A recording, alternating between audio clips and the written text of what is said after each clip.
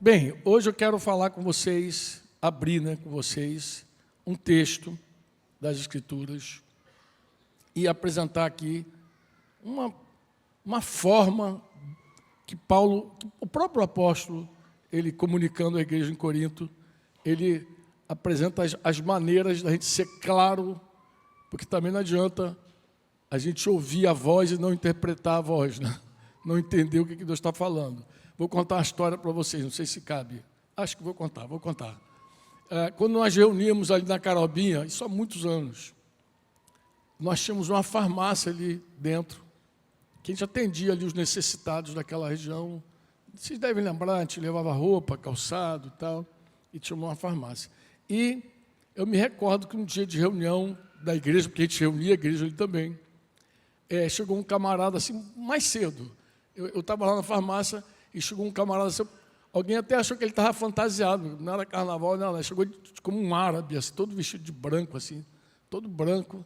E junto com ele alguns discípulos também, discípulas, mais mulher do que homem, não me lembro se tinha outro homem, mas mulheres tinham, parecia um harém dele, ele entrou assim, cheio de mulher, todo mundo vestido de branco, e alguém falou, olha, ele quer falar com um pastor aí. Eu falei, em geral, como a gente não anda assim, caracterizado, né? Caracterizado como reverendo, pastor, a gente nem prima pelos títulos aqui, graças a Deus, porque para nós, quem tem título mesmo é Jesus, Ele é o Senhor dos senhores, amém? Ele é o Kyrios, e Ele é que tem título, e nós somos servos dEle. Mas Jesus que tem essa autoridade, todo esse título. A gente está aí como candidato a discípulo de Jesus. E alguém falou, me entregou lá, o Franco está aí, pai, e ele foi lá falar comigo. A pergunta dele foi a seguinte, você crê que eu ouvi Deus falar comigo que eu deveria andar assim, de branco, assim, desse jeito que eu estou? E eu falei para ele assim, bem francamente, né? Olhei no olhinho dele e falei assim, amado, eu creio. Ele deu um glória a Deus, estremeceu a carobinha toda. Ele deu um glória a Deus, assim, entusiasmado, glória a Deus. Falou, finalmente alguém acredita que eu ouvi Deus. Eu falei, eu creio que você ouviu Deus. Eu creio que você ouviu Deus, ouviu o Senhor, porque o Senhor manda a gente vestir branco. Agora, eu creio que você não interpretou o Senhor. Você não entendeu o que Deus estava querendo falar.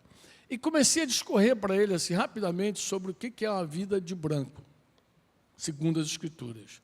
E lá no meio do meu papo, assim, ele falou, cara, se andar de branco é isso que você está falando, eu estou de preto. Eu falei, mas por quê? Eu comecei entrando pela família, pelo louvor, eu fiz uma linha com ele. E ele falou assim, cara, está vendo aquela mulher que entrou comigo que estava grávida? Você está com meio roupão, nem dava muito para ver se estava grávida ou não, mas tinha uma grávida lá. Eu falei, sim. Ele falou, então, ela está grávida, eu engravidei aquela irmã, e não é a minha esposa está em casa. E começou a confessar a miséria dele. Eu falei, você está ruim mesmo. De branco você não está não, filho.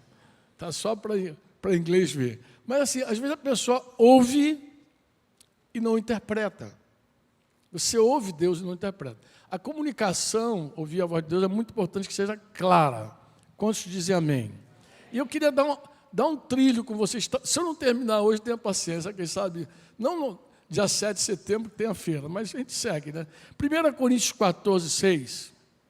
O cuidado de Paulo aí, 1 Coríntios 14, é justamente, ele está explicando sobre os dons espirituais, ele vai falar sobre o falar em línguas estranhas, né?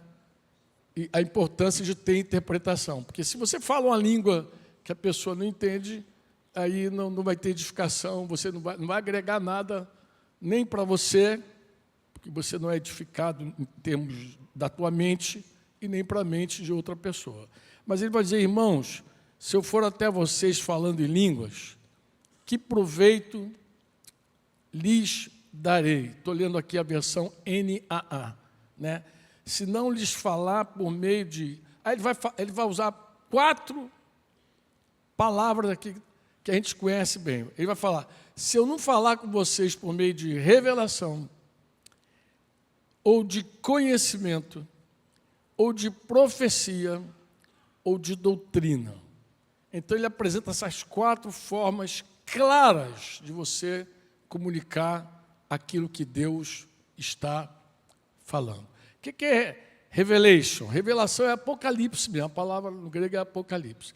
Revelação é quando você, por exemplo, a gente costuma dizer assim, Deus fala por meio de sonhos. Quantos creem que Deus fala por sonhos? E visões. Mas a Bíblia diz que sonhos e visões são enigmáticos. É um enigma. Você ter um sonho necessariamente não significa que é claro. Você tem que interpretar o sonho. Daniel era bom nisso. José também. Diz que Daniel tinha toda a sabedoria para, inclusive, entender os sonhos. O que esse camarada tinha? Ele tinha revelação. Ele era capaz de pegar um sonho e revelar o sonho. Então, se alguém só conta o sonho, é o sonho. Diz que o sonho, como sonho, a gente deve dizer assim, olha, eu vou contar um sonho como sonho. Porque o sonho, a visão é como se fosse a palha. A palavra é o trigo. A compreensão do sonho que é o trigo. Por isso que eu digo, irmão, se você compreende o sonho, você nem precisa contar o sonho. Se você compreende, vai direto para a palavra. Né? De vez em quando, alguém me envia um sonho. De vez em quando, quase sempre. Né? Um sonho, e tem aquele sonho de 16 minutos, 20, parece longa-metragem. Assim, tá. E principalmente quando é a irmã contando, que a irmã são nos mínimos detalhes. Né? Elas contam com detalhes. E tem até umas irmãs, não sei se as irmãs lá de São Paulo, que acho que eu nem conheço bem, assim, mas uma vai contando para a outra, vai contando para a outra, então ela começa a mandar sonhos de tudo que é jeito. Né? Mas é muito interessante você ver como, às vezes, você tem a chave do sonho, e você abre, desmonta o sonho, a revelação. Mas se você não desmonta, é só um sonho. É só um sonho que vai atormentar a vida de algumas pessoas, ou fazer elas ficarem pensando como ficou com o próprio Nabucodonosor, ou o faraó também ficou atormentado com o sonho. Porque às vezes ter um sonho e você saber que, puxa, parece que Deus está falando algo nesse sonho, mas o que será que Ele está falando? Gera mesmo essa tensão, mas a revelação traz clareza para o sonho. Ele vai falar sobre conhecimento. Conhecimento aqui é gnosis. A mesma palavra que deu origem a diagnóstico. É um conhecimento profundo. É um conhecimento de quem tem discernimento. Vou lembrar aqui para vocês, Hebreus, capítulo 5, lá no finalzinho, quando o autor da carta está zangado, porque já era tempo dos irmãos serem mestres, mas ainda eram nécios, meninos. Lembra disso? Ele falou, aí ele vai usar uma expressão assim, ele vai dizer que os adultos são aqueles que possuem as suas faculdades exercitadas, lá no final do capítulo 5 de Hebreus, exercitadas pela prática. E ele é capaz de discernir tanto bem quanto mal. É a palavra gnosis. Ele é capaz de discernir, ele é capaz de conhecer. Se você busca ouvir Deus no conselho, a gente fala assim, na multidão de conselheiros da segurança. Você sabe que Deus fala pelo conselho. Fala ou não fala? Fala no conselho, fala no sonho, fala na visão. Fala ou não fala? Mas se você vai pedir conselho e a pessoa não tem um conhecimento, você pode estar em maus lençóis. Você pode estar em maus lençóis, porque a pessoa pode falar, mas se dá um conselho sem discernimento, sem a capacidade de filtrar o que é bom e o que é ruim. Inclusive porque também nós temos um péssimo hábito carnal, de quando a gente quer muito uma coisa, quando a gente está obstinado com algo, e a gente sabe que precisa pedir um conselho, né, por orientação, e a gente vai em obediência, coisa assim, cega, eu vou lá, eu tenho que pedir conselho. E muita gente quer conselho só para respaldar a obstinação dele. A Zaninha está rindo porque ela sabe que é assim, né, Zaninha? Né, assim, a pessoa pede conselho, assim, quase que não, mas porque tem que pedir conselho, porque Deus fala na multidão de conselho. Mas a pessoa não quer ouvir Deus coisa nenhuma. Muitas vezes ela até manipula a questão para que o conselho saia torto. Né? É muito comum no meio da igreja, na família também. Né? Vou usar o exemplo da família, porque aí todo mundo se enquadra. O cara vai lá falar com o pai dele, alguma coisa, o pai, não. Aí ele vai lá, mamãe, e ele muda o tema com a mãe. Ele tira alguns elementos ali, e aí coloca pai e mãe em conflito, em tensão. Isso acontece na igreja também, só para você saber, tá? O cara vai, busca ajuda de uma liderança, fala, o cara, eu acho que isso aqui é por aqui. Dá uma direção para ele, ele não gostou da direção, vai lá, fala com o outro. Cara, mas o cara, por lá. Aí, mas por que fulano? E ele é capaz de dizer assim, pô, engraçado, falei com fulano, ele deu outra direção. Era para conflitar o negócio todo.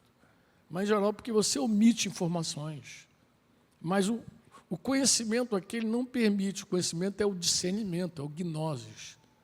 A pessoa mais madura diz assim, espera aí, antes de falar qualquer coisa, eu te pergunto, o que teu pai falou, o que tua mãe disse?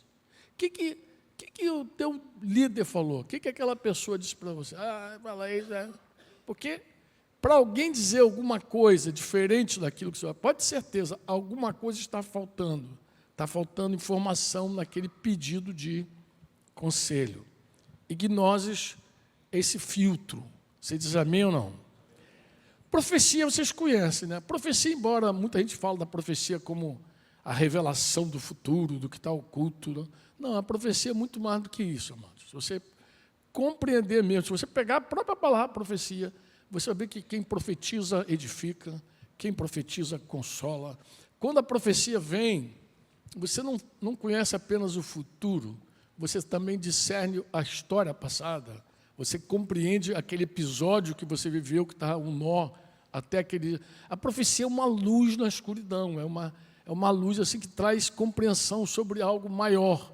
Inclusive, quando alguém é um profeta e prega ou ensina, você vai ver que a pessoa tem uma luz maior. Ela fala, parece que ela é mais escolhida, mais santo, mais especial, não. Mas o profeta, ele tem essa graça. O profeta, quando você profetiza, você edifica, consola, porque você traz uma revelação maior daquilo que a pessoa não viu antes. Como é que eu li isso aqui e não vi? É porque alguém que viu, alguém tem esse dom da profecia, alguém tem esse discernimento, vai agregando os dons aí espirituais que são importantíssimos, fundamentais para quem quer fazer a obra do Senhor. Você diz amém ou não? E por fim ele fala de quê? Doutrina, a didaquê. Bem, eu até costumo dizer assim, irmão, a doutrina é o trilho para a profecia, para a revelação, para o conhecimento. Por quê, Franco? Porque é simples. A doutrina é aquilo que Jesus ensinou para a gente sobre como nós devemos viver. Quantos me entendem? Quantos me entendem? Não, de verdade, porque é assim, ó, a doutrina é tudo de importante para a gente agradar a Deus. Como eu vou agradar a Deus? Cumprindo a doutrina. A didaquê, os mandamentos do Senhor. A doutrina são as verdades de Deus sustentando os mandamentos de Deus. Então, uma verdade diz assim para você, Deus resiste ao soberbo, Deus dá graça aos humildes. Essa é a verdade. E a doutrina vem logo depois. Portanto, humilhe-se debaixo da poderosa mão de Deus, para que em tempo oportuno Deus te exalte. Então ele diz exatamente que há uma lei espiritual, que Deus resiste a todo soberbo, e que Deus dá graça a todos humildes. E que o mandamento para a igreja, para os discípulos viverem debaixo da graça do Senhor, é uma vida humilde. Seja humilde, humilhe-se, não perca nenhuma oportunidade de se humilhar. Robson, quando começou a ministrar aqui o louvor, ele falou isso, que a gente exalta a Deus quando a gente se humilha, né? Lembra? E falou que o Senhor nos ensine a perdoar, que o Senhor... Ele falou assim, algo assim. Bem, é verdade. Todo mandamento, em algum momento, vai ver que ele quebranta o nosso coração. É difícil mesmo viver por conta que nos leva sempre para nos humilhar. Mas é na humildade que a graça vem sobre nós. Amém? Vocês dizem amém ou não? É a doutrina, amados, que vai te dar todo o trilho que você precisa. Mas eu também quero ratificar com vocês, fortalecer o seguinte, o seu espírito depende da palavra de Deus. Você diz amém ou não? A pneuma. Mas a sua alma também depende dessa palavra. Por quê? Porque a sua alma ela pode se corromper A sua mente é muito importante, você não faz ideia. Você não fica sendo assim, meu espírito ouve a Deus, minha alma ouve, sei lá, qualquer coisa. Não, você precisa ter certeza que a tua alma tem que estar lavada por essa palavra. Nós viemos de uma conferência de jovens agora, cujo título era Fé Sem Mistura. Quantos participaram aqui? Tinha até mais gente, a gente convidou a igreja, foi joia, foi um tempo bom. Está gravado, inclusive, você pode pegar aí nesse grupo da comunidade que o Cláudio citou aí, e ouvindo um por um daqueles que foram os preletores nesse encontro. Mas a fé sem mistura fala isso. A tua fé, a tua mente, ela pode em algum momento se corromper. Isso está lá em 2 Coríntios 11, 3, quando Paulo fala de um cuidado pessoal que ele tinha com aquela igreja. Ele diz que eu temo que, assim como a serpente, com a sua astúcia, enganou Eva, assim também a mente de vocês seja corrompida. Tem aqui, Claudinho, mas eu ainda tenho. Obrigado, ainda tenho. Não estou obedecendo os protocolos, não bebendo aqui na garrafinha assim, mas se abrir, vai embora. Obrigado.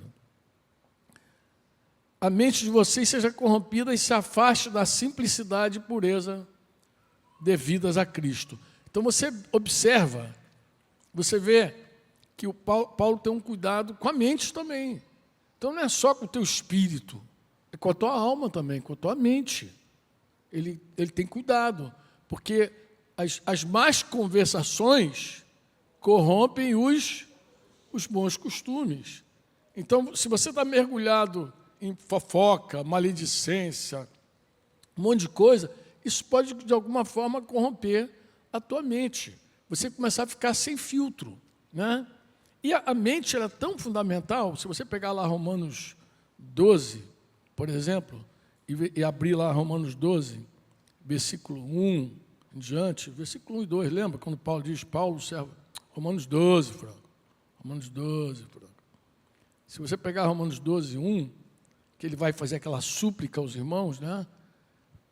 Portanto, irmãos, pelas misericórdias de Deus, peço que ofereçam o seu corpo, soma, corpo é soma mesmo, psicossomático, soma, é corpo,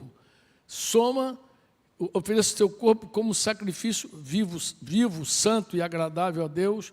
Esse é o culto racional de vocês, ele vai apelar aqui para a racionalidade, e não vivam conforme os padrões desse mundo, mas deixem que Deus os transforme pela renovação da mente.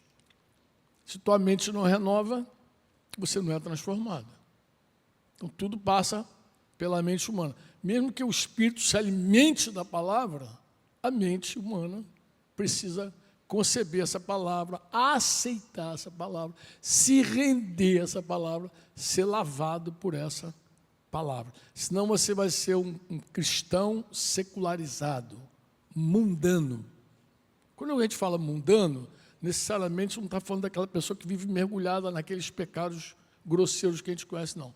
Para você ser mundano, basta você ter uma mente do mundo. Eu lembro que há muitos anos, nessa comunidade aqui mesmo, eu lembro de uma conversa, assim, quem está sempre conversando, né? É uma igreja relacional, mas eu lembro de uma conversa onde uma mãe descobriu que o filho estava pegando a namorada lá, tendo relações sexuais com a namorada e tal. E aí ela falou, não, eu aconselhei para ele, você tem que usar preservativo. Mas qual o cuidado do preservativo? É não engravidar a moça? É não pegar uma enfermidade, uma doença? É isso? É isso mesmo que Jesus fala com o teu filho que diz que é um discípulo dele? Essa é a palavra que Jesus está dando para o teu filho? Não, Jesus não vai dizer isso. Jesus vai falar para ele se abster da imoralidade sexual. Cada um deve saber conter seu próprio corpo, não é isso? Então, essa solução, o preservativo, então você salva o corpo dele da doença e deixa a alma dele no inferno. É isso que você crê. Mas, claro, para essa mente ser limpa, ela precisa da palavra do Senhor. Eu entenderia uma pessoa nova convertida falar isso, tranquilamente. Mas um cristão de muitos anos, cara, você não lavou tua mente, não. Tua mente segue velha. Segue no padrão. É comum você ver no meio do corpo de Cristo gente que não sabe se relacionar com o sexo oposto, com dinheiro, gente que não sabe se relacionar com as autoridades, né, por assim dizer, gente que não sabe lidar com um monte de coisa, e você diz assim, mas por que não sabe?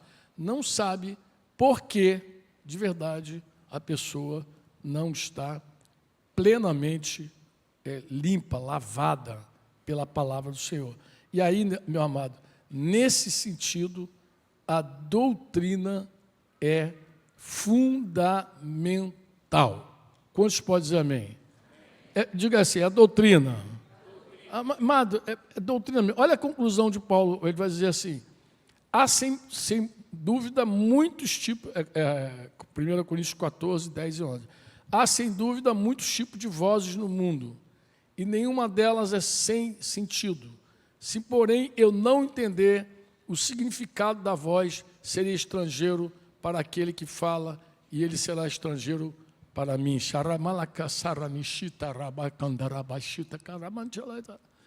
começa a falar em língua estranha, sem intérprete, você não entende nada, acabou a história. Ok, paquistanês, é árabe, o que esse cara está falando? Acabou. É isso que ele está dizendo. Tem que ser claro. A pessoa tem que falar, você tem que ouvir. E Deus quer falar de maneira clara contigo. Pô. Deus não quer falar de um jeito que você não entenda. Deus quer falar de forma que você entenda. Você diz amém ou não amém.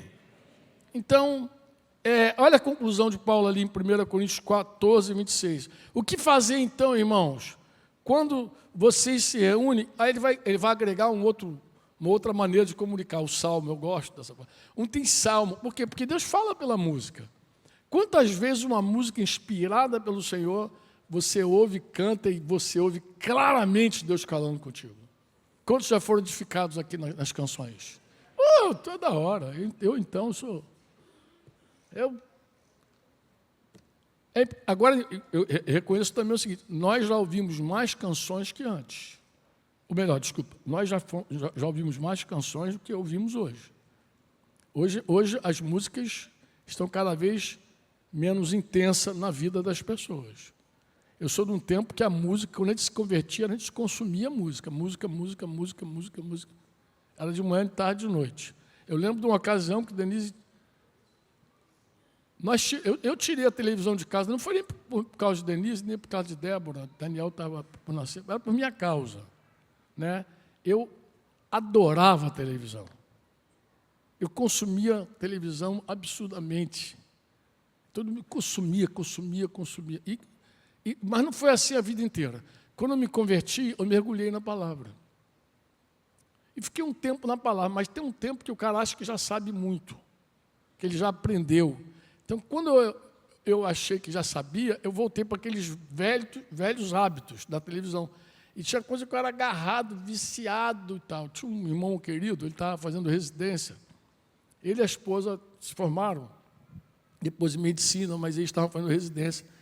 E ele chegou lá em casa, ele fazia plantão aqui no Rocha Faria, e ele chegou lá em casa assim, falou assim, pô, Francão, estou com um problema aí. Eu queria ver um filme, uma tela quente daquela da vida ali, Segunda Sem Lei, sei como é que é, um negócio daquele velho lá.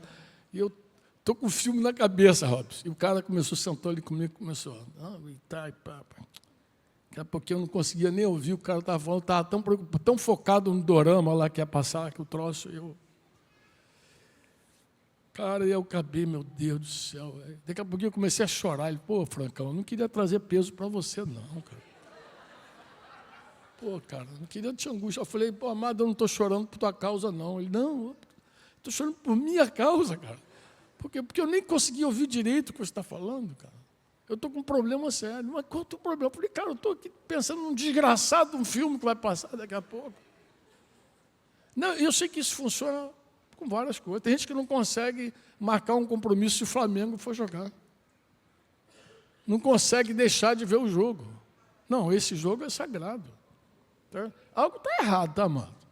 Quando tem algo mais sagrado na tua vida que o Senhor, algo está errado.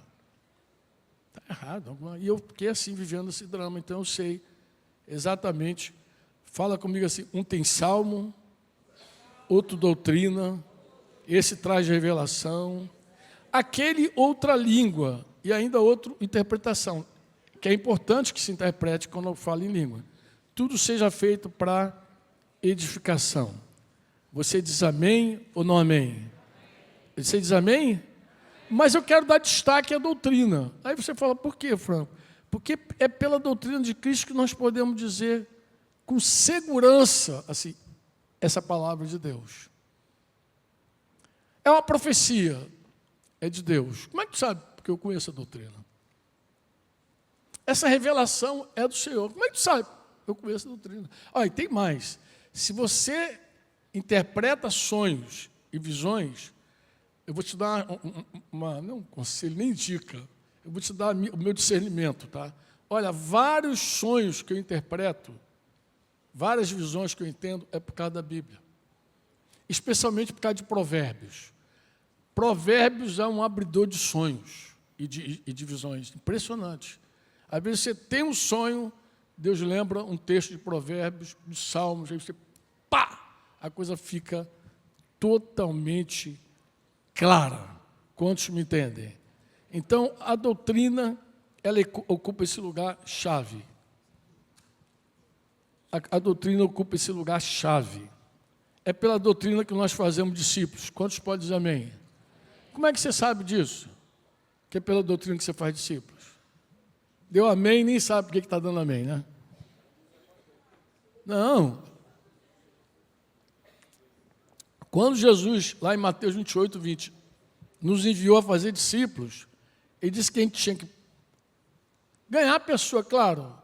Você prega para ganhar, né? Mas ele diz que batizando em nome do Pai, do Filho, do Espírito Santo e ensinando. É de dar quê? Pregar é uma coisa, irmão. Ensinar é outra coisa, tá? Pregar é um discurso, é uma mensagem que você comunica. Pode ser até por libras. Mas o ensino é a de dar quê? Ensino é quando você começa a dizer como a pessoa deve viver. É diferente. Quantos me entendem? É pela doutrina que a gente faz discípulo. A doutrina não é apenas teoria, ela é prática. Você diz amém ou não? E ela nos ensina a viver de acordo com a vontade de Deus no dia a dia. Ela está escrita, né? A doutrina de Cristo é que nos ensina a lidar com casamento, com a criação de filhos, com o trabalho, com dinheiro. Ah, eu não conheço a doutrina. Ah, eu vou te dar uma dica. Agora é dica mesmo. Eu tenho lá no YouTube, no meu canal, sei lá quantas mensagens, mas há uns 4 anos, eu penso, ou 3 ou 4 anos, lá no sertão do Sergipe e depois de Pernambuco, eu fiz como se fosse um seminário com os irmãos, então todos os dias a gente estudava sobre o Sermão do Monte. Então você pode procurar no meu canal, Sermão do Monte, sei lá, são 40 dias, você pode fazer até 40 dias com propósito. Você vai estudar ali, eu procurei focar as principais doutrinas. Ali está, como diz Jorge Mitchell, 90% dos mandamentos do Senhor estão ali. Se você não conhece o Sermão do Monte, se você não entende a doutrina, eu te aconselho a dar uma mergulhada na doutrina, porque sem a doutrina você não vai entender a tua relação com o trabalho, com o dinheiro, com o próximo e até com os teus inimigos, tá? É a doutrina que confronta o adultério. Oi? Ensino, não, doutrina. É que o meu amigo você está preocupado porque doutrina, lá no passado, estava muito relacionada a usos e costumes. Mas se tem uma coisa que Jesus não deu, foi usos e costumes. Ele deu os ensinamentos dele que muita gente nem gosta de dizer que é para a igreja. A doutrina de Jesus é tão intensa, ela é tão densa, que tem gente que diz assim, é para os judeus. Eu já cansei de ouvir falar. Irmão, recente eu ouvi um pastor dizendo assim, não, esse Sermão do Monte é para o reino milenar, só vai valer quando Jesus voltar. Eu falei, mas Jesus falou que aquele que ouve as minhas palavras, no Sermão do Monte, final do Sermão do Monte, ele diz, aquele que ouve as minhas palavras e as pratica. São as pessoas prudentes, ele comparou um homem prudente que edificou sua casa sobre a rocha. Diga comigo, ouvir e praticar. Ouvir e praticar. Então, você vê o peso da doutrina. É pela doutrina que você edifica sobre a rocha. Você diz amém ou não? É a doutrina que confronta a ira, confronta o adultério, o repúdio, o juramento falso. É a doutrina, você vai lá mergulhando. O amor ao dinheiro, o julgamento precipitado. Vai vendo a lista, vai lembrando aí para mim aí. Né? Conduz a amar, perdoar, se falou hoje aqui. Por que o Robson está falando? Da doutrina. É a doutrina que ensina a gente, literalmente, a servir, a viver com humildade, suportar uns aos outros, e aí não no sentido negativo, mas de dar suporte, de carregar, né? Mas orar sem cessar. É a doutrina que ensina isso. Orar, agir com misericórdia, andar em santidade, desenvolver o caráter de Jesus. Tudo isso passa por aquilo que a gente chama de doutrina. Agora, quero ler alguns textos com vocês aqui antes de terminar. Paulo escreveu a Timóteo. Vamos lá, 2 Timóteo 4:2. Falei isso ontem com os líderes aqui, quero dar uma repregada com vocês aqui. Pregue a palavra, insta, quer seja oportuno, quer não. Agora, olha, preste atenção, Pieteixo. Corrija, repreenda, exorte. Diga comigo, corrija, repreenda, exorte. Com toda o quê? E doutrina. Por quê, Franco? Porque se eu te corrijo, se eu te repreendo, se eu te animo, com base nas minhas opiniões, não tem nenhum valor para você. Não tem nenhum valor. Isso pode ser temporal. Eu vou falar o que tem valor. É quando eu te corrijo, quando eu repreendo você com base na doutrina. Porque se eu te corrijo e te repreendo com base na doutrina, não sou eu que estou te repreendendo, é o Senhor. Se eu te corrijo e te repreendo com base nas minhas opiniões, minha lógica, coisa e tal, aí sou eu, é o Franco falando. Só vai ser Deus na tua vida quando for com base na doutrina. É a doutrina. Olha, irmão, estou falando isso com você por causa da palavra do Senhor, pô. Que é verdadeira, passa o céu, passa a terra, mas a palavra dele não passa. É com base na doutrina.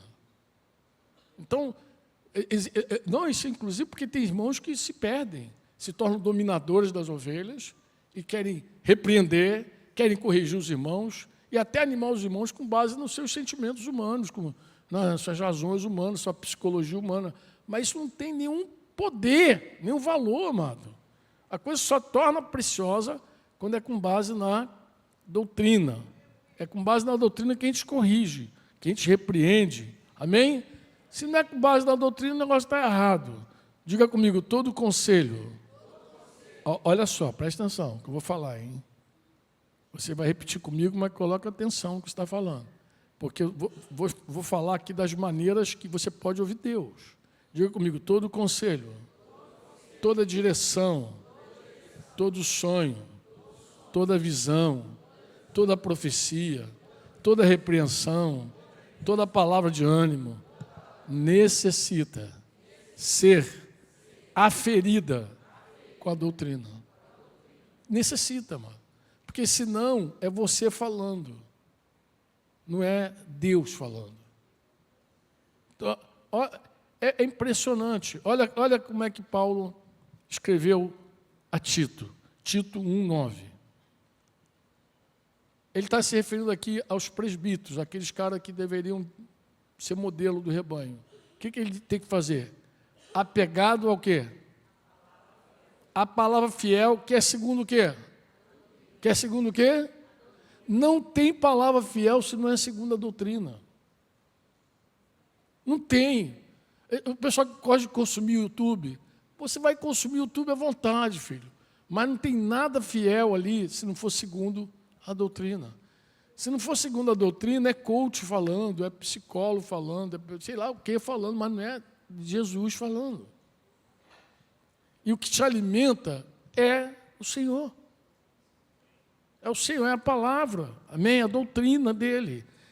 Aí ele vai dizer lá, aí ele vai dizer, ó, aqui ele vai dizer, apegado à palavra fiel, que é segundo a doutrina, para que tenha poder. Diga poder. Diga poder. Agora, se tanto para exortar pelo reto ensino, como para convencer os que contradizem.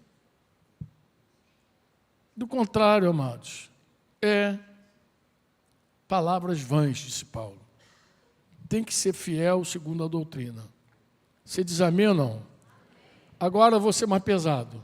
Vou pegar o apóstolo do amor aqui para você ver o peso da doutrina. O apóstolo João é o amor, ele é enfático. 2 João 9. E depois o 10. Todo aquele que ultrapassa a doutrina de Cristo e nela não permanece, não tem Deus. E o que permanece na doutrina?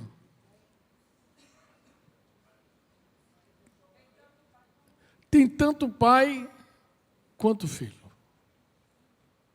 Se você não permanece na doutrina, algo está errado.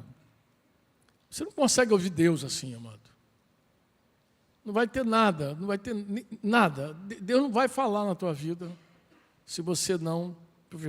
E aí, no versículo 9, ele vai dizer, se alguém vem se encontrar com vocês, agora é pesado mesmo, isso que eu falei, que é o apóstolo do amor falando, e não traz essa doutrina, aí, Robson, o que a gente faz?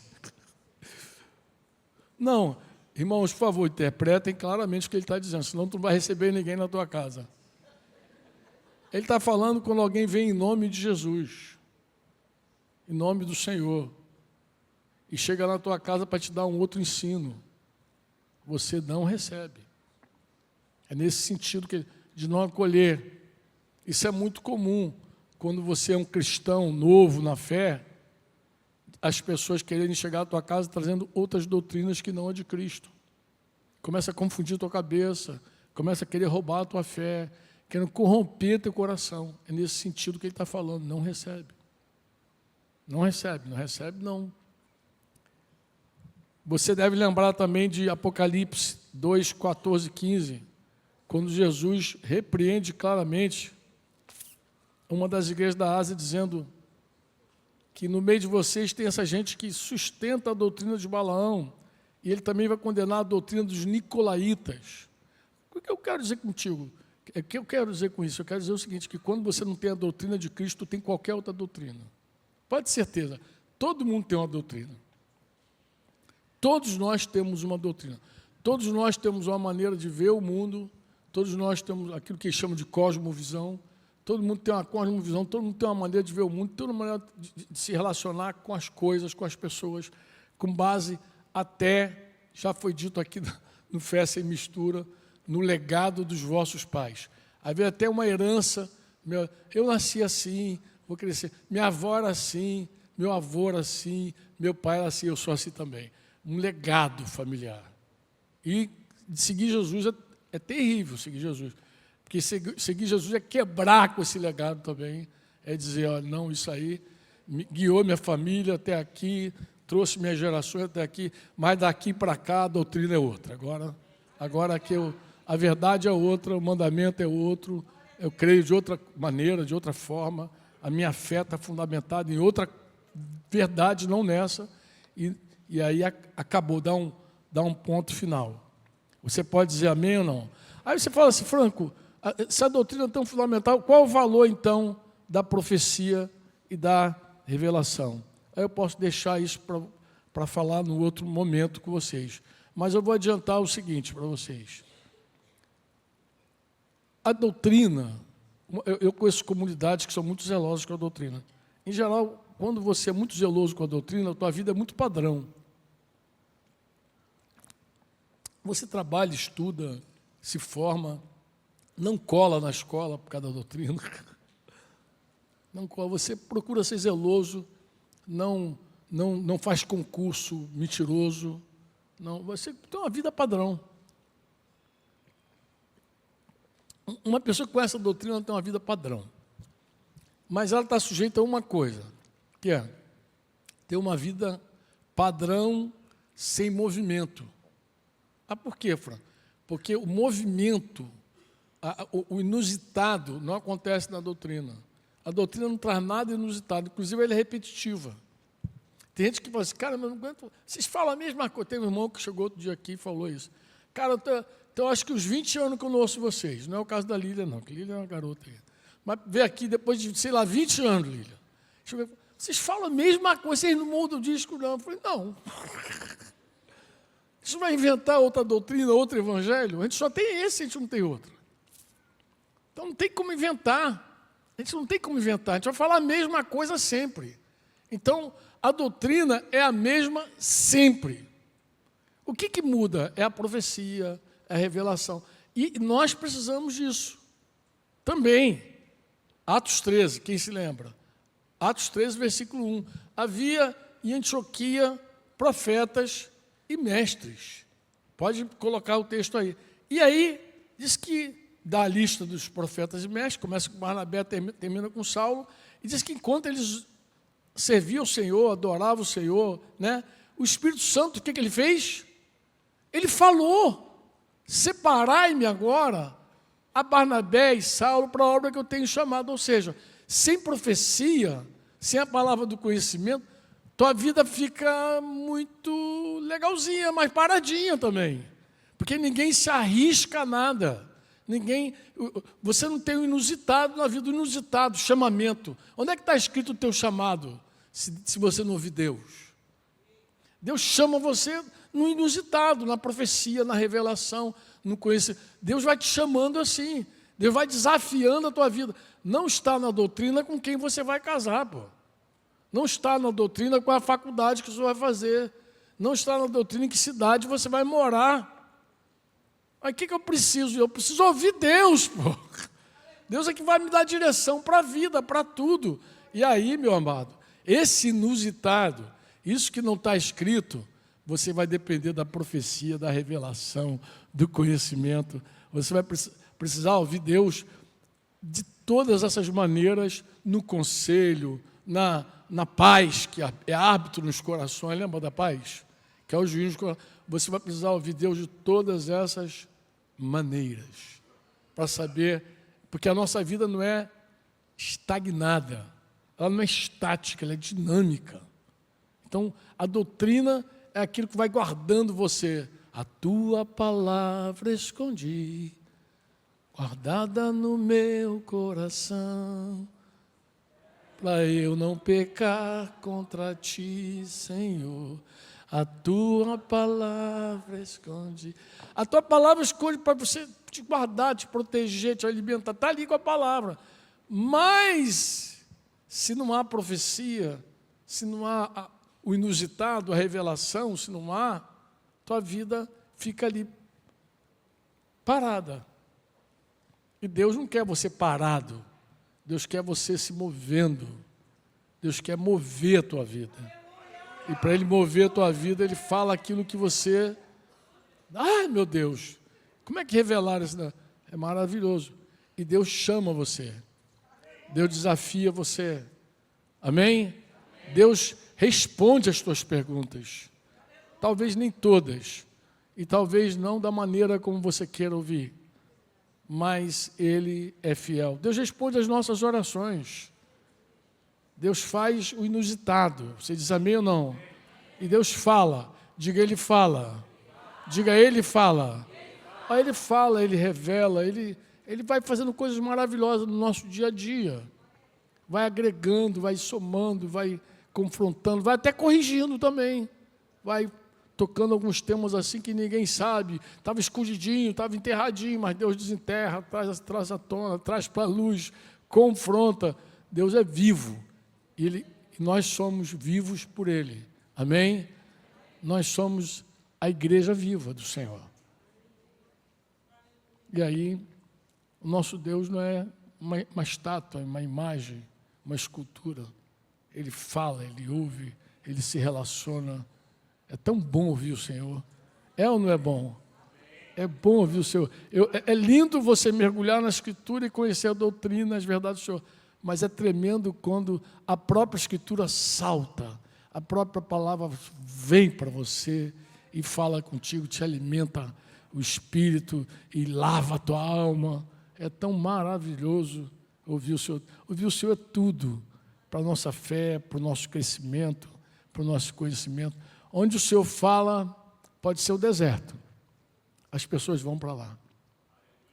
Isso foi uma coisa que Deus falou comigo há muitos anos lá em Adulão. Eu falei, Senhor, a gente está num lugar tão escondido, tão feio, tão pobre, chove, ninguém entra. Como é que as pessoas vão vir para cá? E o Espírito Santo falou, por minha causa. Não é por tua causa, não. Por minha causa elas virão.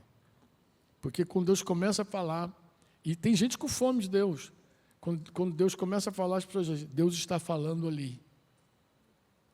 É um cara no deserto, com uma roupa esquisita ali, uma dieta estranha, mas Deus está falando ali. Se Deus está falando, é tudo. Porque onde Deus está falando, quem tem fome e sede de ouvir o Senhor, vai lá. Vai lá ouvir. Vai ouvir o que o Senhor está falando. É importante que você tenha ouvidos para ouvir.